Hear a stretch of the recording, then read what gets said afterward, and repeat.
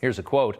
"My advice is to cut a deal with the Dems and stick it to the nitwits," said one moderate House Republican, referring to the members who voted to remove Kevin McCarthy.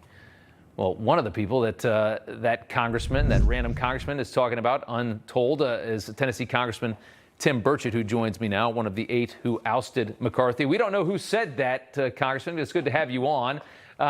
He wants to stick it to you. First off, I just want to ask, Jim Jordan seems to have the momentum right now. Does he have your support? I haven't publicly committed to anyone. I think it would probably do them a little bit of harm. So I'm going to try to just make my vote known on the day of. On the day of. I'm a big believer in, debates. You bring your side, I bring my side. We both leave thinking we won. In endorsements, you don't really pick up friends, just enemies. I can't imagine anybody in the conference voting for somebody because Tim Burchett did. But the reality is we have a very deep bench, and we can go to that. And I think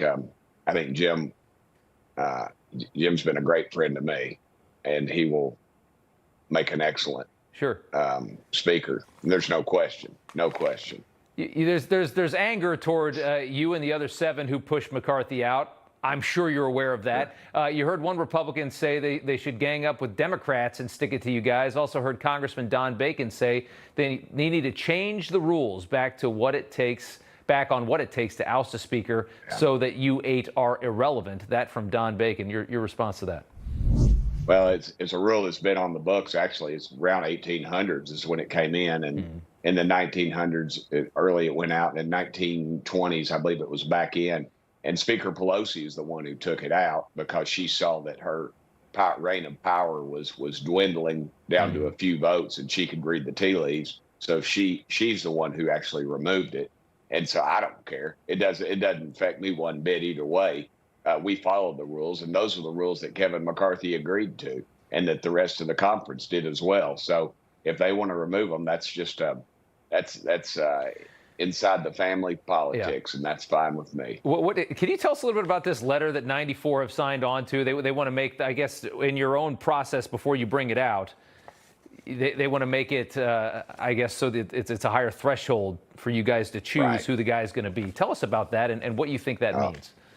Well, I haven't read the letter, but I assume it's a group of moderates that are unhappy with what happened to Speaker McCarthy. But I think what happened to him is that we just didn't do what we said we were going to do. You know, we come in and we took the whole month of August off, 2 weeks into September. September 30th is the end of the fiscal year. And yet, it happens every year. September 30th does. And we knew it was coming, and there was no urgency. And then we're back in last week, and we rushed to the floor to do what?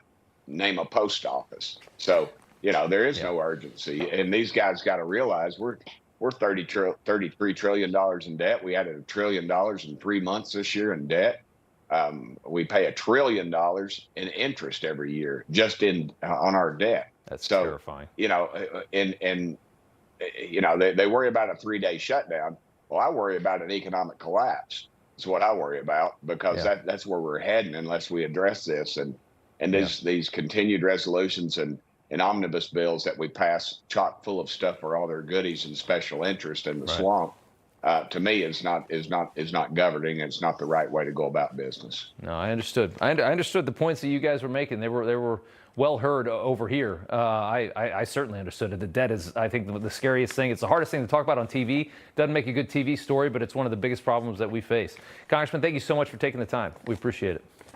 It's been a pleasure. Thanks for keep putting the truth out there, brother. No problem. Thank you, sir.